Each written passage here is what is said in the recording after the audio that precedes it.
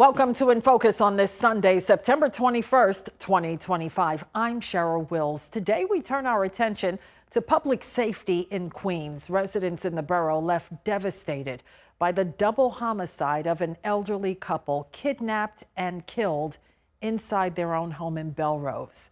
Our guests on this Sunday, Queens District Attorney Melinda Katz. Her message to residents who don't feel safe in their own homes.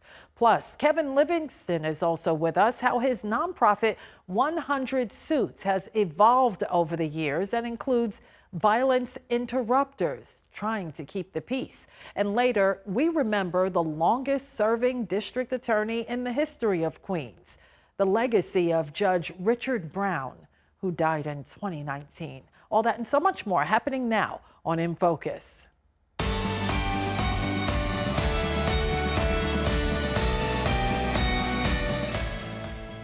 Let's begin today's conversation with Queens District Attorney Melinda Katz. Madam DA, thanks for being here. Thank you for having me, Cheryl. On Thursday, you broke some news. A Texas man was charged with making terroristic threats against mayoral candidate Zohran Mamdani. What else can you tell us about this case? It was an interesting case, and pursuant to the complaint and pursuant to the indictment and the charges that we filed, he's accused of making a terroristic threat against the assemblyman. He is now a sitting assemblyman, remember that.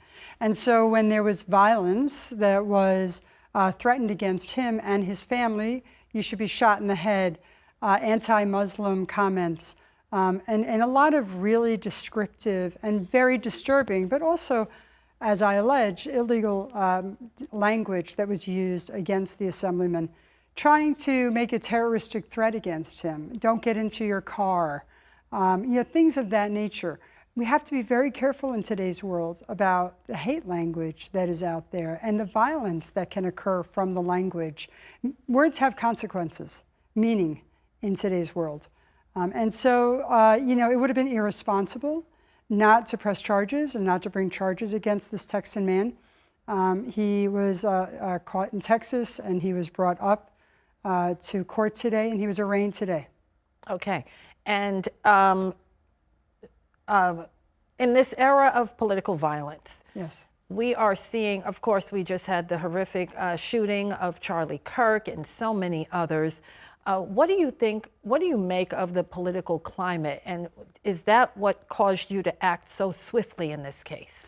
Well, what caused me to act swiftly was that it would have been, like I said, irresponsible not to. This was a threat against him. This was a threat against his family, his children, his wife.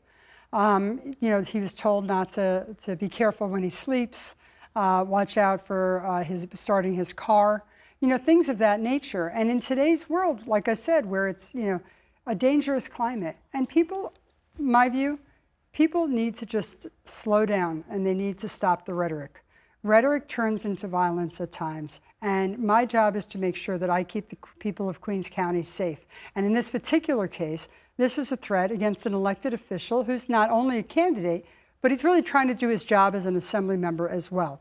And so you have a terroristic threat, which is trying to change the course that he has laid for himself as a policy.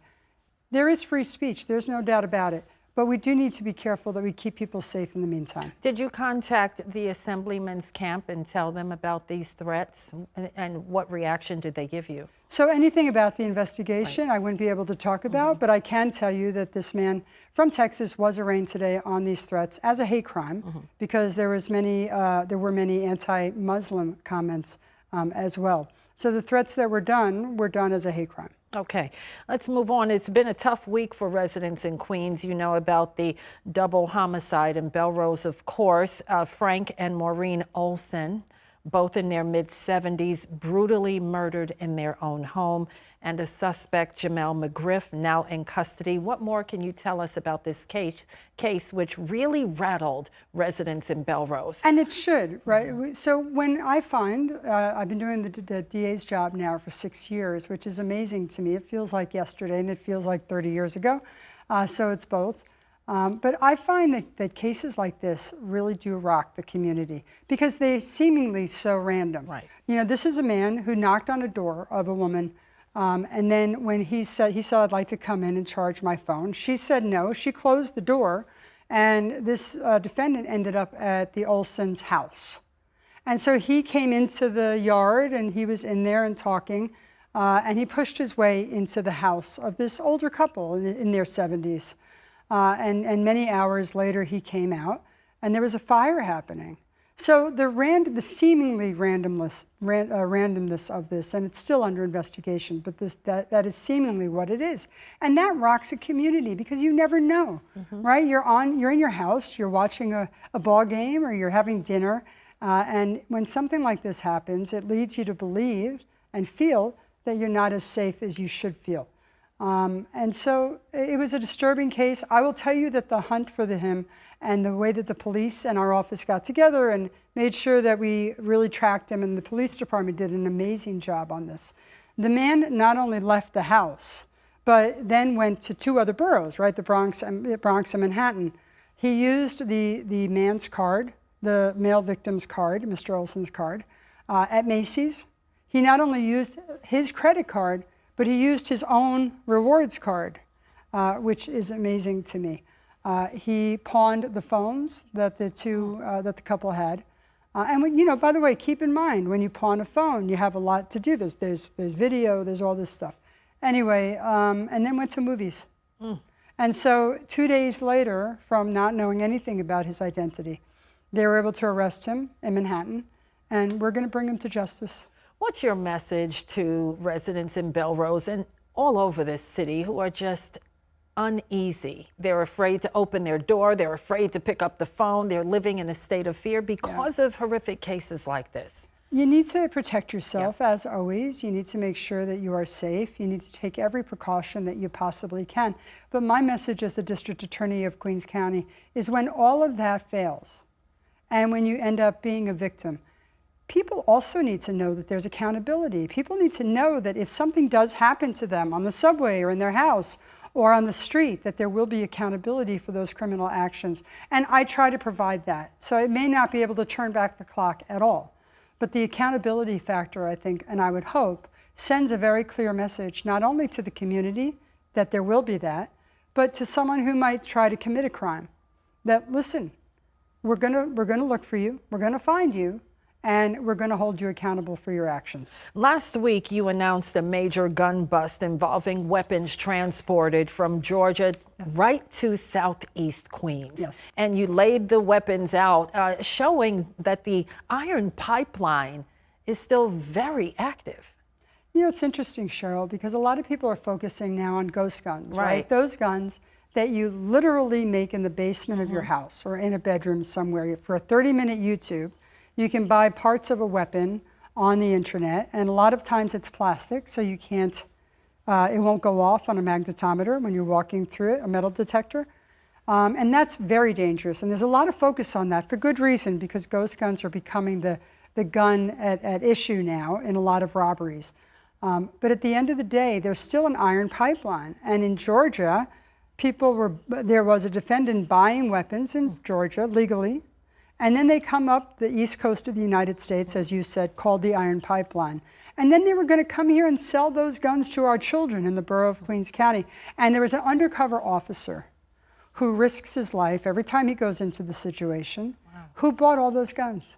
So because he put his life at risk and because the office was involved in this investigation, lives were saved. 77 guns were sold to this undercover officer that would have been sold to someone else. And by the way, since you are so knowledgeable on our borough of Queens County, and you really are, and I love the fact that you come to us so often in our borough, and I thank you for that. I mean, they were sold in a McDonald's in Springfield Garden, not in a McDonald's, sorry, in a parking lot, out at a McDonald's parking lot. And so it's happening right in the community. And it was happening, 77 guns are in the hands now of the New York City Police Department instead of on the streets of Southeast Queens. Gang violence is something your office is very focused on, especially in Southeast Queens. Many residents are on edge about the gangs, not just in Southeast Queens, but all over the city. What is your office doing about it? We did several takedowns when I first came into office. We had some of them in Astoria, Woodside, Southeast Queens, Far Rockaway. But in Southeast Queens, about 4 years ago, we took out about 33 gang members, right? And so we did a long-term investigation. When Amir Griffin was killed, if you recall, in Baisley Houses, he was killed a year before I became the district attorney. And when I came into office, I wanted to make sure that we got everyone involved in that, right? Who bought the gun? Who sold the gun? How was it being hidden? Why did they think that Amir Griffin was part of a gang, which he was not, by the way?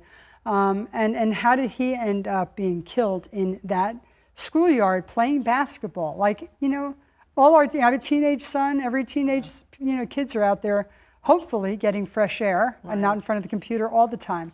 Anyway, so we did an indictment of taking out 33 gang members at that time. But when you take out the leaders, there's a vacuum that fills. And so now, in my 6th year, we're starting to go back and prosecute those gang members who are filling the vacuums of the gangs we took out before. And so this was one of those cases. There was a gang of 12 that filled the vacuum of Money World and the Trap Stars from about 5 or 6 years ago. And now they started a new gang called Floss Money Ballers. And we arrested 12 of them. We alleged that over half of them are shooters. And many of them are young. I will note for the record, by the way, that we arrested them the Thursday before Labor Day, and there wasn't one shooting in Southeast Queens that weekend. Explain how your office works with the community through gun buyback events. Yes. That's something you're also very active with. So when I became the DA, I wanted to make sure that, I was the borough president before, as you know, and I wanted to make sure that there was a way that we were building trust. Building trust in a community is an amazing benefit in so many different ways, right? Not only are you building trust, which is a good thing for everyone, because young people should learn to trust law enforcement, and we should behave in a way that deserves that trust, right? So we started going to the community, we started working with the community. I wanted to make sure that I had eyes and ears in the neighborhoods. And I think that's so important when you're prosecuting. Number one, witnesses trust you more, right? When you're part of the community. I go to basketball games and I'll throw up, the jump shot, and then I'll run really fast. But then all those teenage kids see me, right? And then I go and I send people that are non-lawyers into the community also. I believe that community-based prosecution is so important. And that does not mean that people are not held accountable for their crimes. That means that people are more willing to come forward and work with our office to make sure our prosecutions are good, strong, and lead to the accountability. Well, listen, thanks for taking the time. We appreciate you being here. Queens District Attorney Melinda Katz. Thank you for watching our YouTube channel. Let Spectrum News be your resource for balanced, in-depth political coverage, and click the subscribe button right here. You can also download our app or watch us on TV to learn more about the candidates, where they stand on the issues, and more. We'll see you then.